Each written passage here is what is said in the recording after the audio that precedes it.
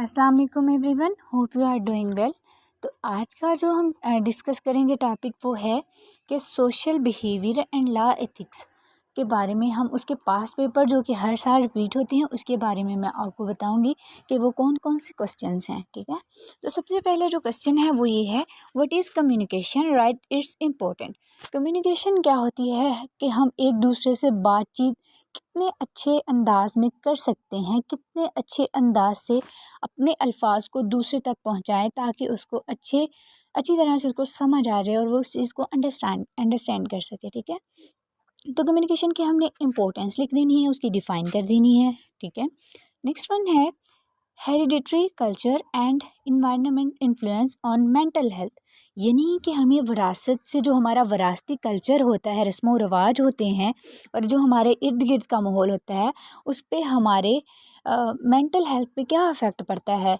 यानी आपने देखा होगा जो हमारे आबा अजदाद हैं उनके रस्म व रवाज कुछ ओल्ड थे। ठीक है, जबकि आजकल एडवांसमेंट आ चुकी है तो आजकल कुछ और है। तो इंसान का जो माइंड है आजकल की यूथ का, यंगस्टर का, वो डबल है कि वो अपने आबा अजदाद के रूल्स को फॉलो करें। यू नो डैट उनके रूल्स कितने स्ट्रिक्ट होते थे, या फिर आजकल अपने इस तरह के मॉडर्न वर्ड को अडॉप्ट करें। तो ये होता है हेरिडिटरी कल्चर और इन्वायरमेंट इफ़ेक्ट। इन्फ्लुएंस कहते हैं इफ़ेक्ट, हमारी दिमागी हालत पे किस तरह वो असरअंदाज होता है। Mental health and applied psychology psychology हमने देखना है कि मेंटल हेल्थ क्या है और अप्लाइड साइकोलॉजी क्या है। अपनी मेंटल हेल्थ पे हम कौन सी साइकोलॉजी को अप्लाई करते हैं उस चीज़ को बोलते हैं जी।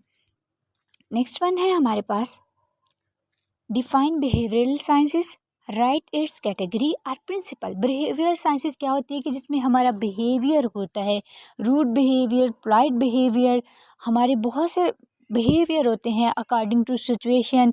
कभी कुछ सिचुएशन होती हैं हम बहुत सैड होते हैं, अकॉर्डिंग टू हमारे जो हालात होते हैं बहुत टफ होते हैं, कुछ सिचुएशंस बहुत क्रिटिकल होती हैं हमारी लाइफ में तो हमारा बिहेवियर उसके अकॉर्डिंग होता है। हम बहुत ज़्यादा रूड हो जाते हैं, बहुत ज़्यादा चिड़चिड़े हो जाते हैं। और कुछ होती हैं खुशी वाली सूरत हाल, हमारा बिहेवियर चेंज हो जाता है अकॉर्डिंग टू सिरकमस्टांसिस, हालात के मुताबिक। तो उसकी कैटेगरी और उसके प्रिंसिपल के बारे में बता देंगे और बिहेवियर साइंस की डिफाइन कर देंगे।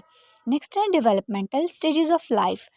ठीक है, कि एक इंसान कैसे कैसे ग्रो करता है। सबसे पहले वो बेबी होता है, बिल्कुल अपने मदर वॉब में वो ग्रोथ करता है, डेवलप करता है एम्ब्रियो से लेके फिटस तक जो भी है।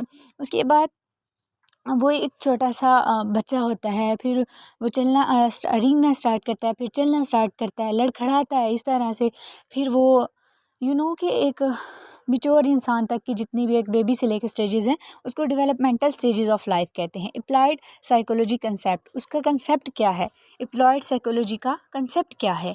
Difference between verbal and non verbal communication. Verbal वो होती है जो हम बोल के बता सकते हों उस कम्युनिकेशन को, और नॉन वर्बल होती है जो हम गेस्चर से बता रहे हों।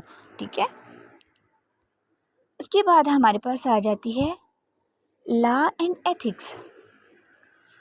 एथिक्स लॉ मीन कानून हो गए, जो भी हमारे रूल्स होते हैं सोसाइटी के। एथिक्स मतलब कि हमारी अखलाकियात क्या हैं किसी के साथ, हमारी सोसाइटी के साथ, हमारी ऑफिस फेलो के साथ, हमारे क्लासमेट्स के साथ। तो ये है लीगल गाइडलाइन फॉर फार्मासिस्ट और फार्मेसी टेक्नीशियंस। ठीक है, इनके एक कहते हैं कि कानूनी गाइडलाइंस होती हैं इनको गाइड करने के लिए। उसके बाद कहते हैं provincial quality control board, sale management, ethical code for health care और code of ethics for pharmacist. इन दोनों के लिए कहते हैं कोड होता है। फिर कहता है रिस्क मैनेजमेंट प्लान, कि रिस्क में कोई भी हंगामी सूरत हाल है उसको कैसे मैनेज करना है, उस प्लान को डिलीवर कैसे करना है। फिर कहता है ड्यूटीज़ ऑफ इंस्पेक्टर्स, इंस्पेक्टर्स की ड्यूटीज़ क्या होती हैं।